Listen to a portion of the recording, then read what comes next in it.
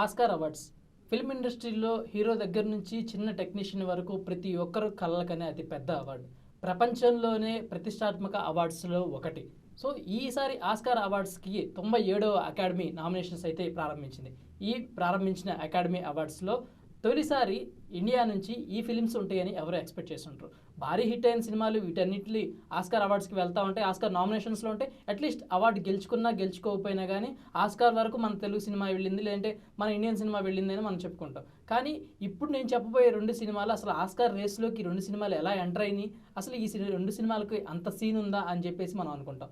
ఆ రెండు సినిమాలు ఏమో కావు. ఒకటి సూర్య నటించిన కంగువ, రెండోది పృథ్వీరాజ్ నటించిన ఆడు జీవితం. ఈ రెండు సినిమాలు ఆస్కార్ అకాడమీ లిస్టులోకి వెళ్ళాయి.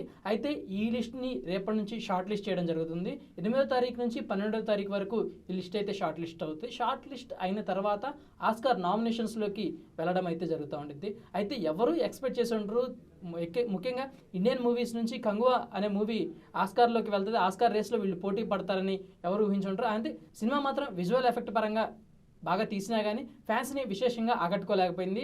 దాంతోపాటు బ్యాక్గ్రౌండ్ మ్యూజిక్ కానీ ఇవన్నీ బాగా కొద్దిగా ఇబ్బంది పెట్టాయని చెప్పేసి ఫ్యాన్స్ నుంచి రివ్యూ అయితే వచ్చింది. బట్ సూర్య ఈ డెసిషన్ తీసుకున్నారా, లేదంటే ఫిల్మ్ ఇండస్ట్రీలో ఆ సినిమాకి సంబంధించి ప్రొడ్యూసర్స్ కానీ దర్శక నిర్మాతలు కానీ ఎవరైనా ఈ డెసిషన్ తీసుకున్నారా, ఆస్కార్ రేస్లోకి కంగువ వెళ్తుందని అసలు ఆ సూర్య ఫ్యాన్స్ అయినా భావించారా అనే ప్రశ్నలు ఉత్పన్నం అవుతూ ఉన్నాయి.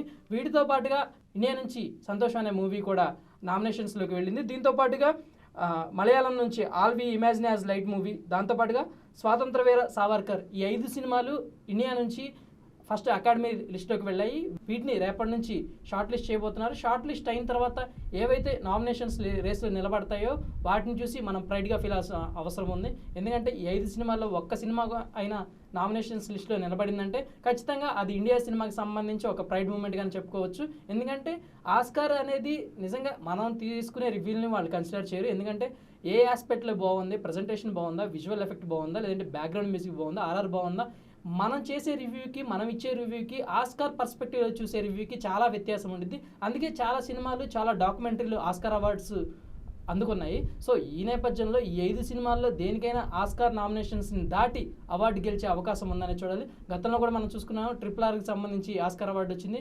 తెలుగు సినిమా ఖ్యాతిని ప్రపంచవ్యాప్తంగా విస్తరించిన సినిమా RRRగా చెప్పుకోవచ్చు. సో ఈసారి ఈ 97వ అకాడమీ అవార్డ్స్లోకి ఈ 5 సినిమాలు వెళ్ళిన నేపథ్యంలో ఈ 5 సినిమాల్లో దేనికి ఆస్కార్ అవార్డు రాబోతుందో, లేదంటే అట్లీస్ట్ ఆస్కార్ నామినేషన్స్లో ఈ 5 సినిమాల్లో ఏది ఉండబోతుందో వేచి చూద్దాం.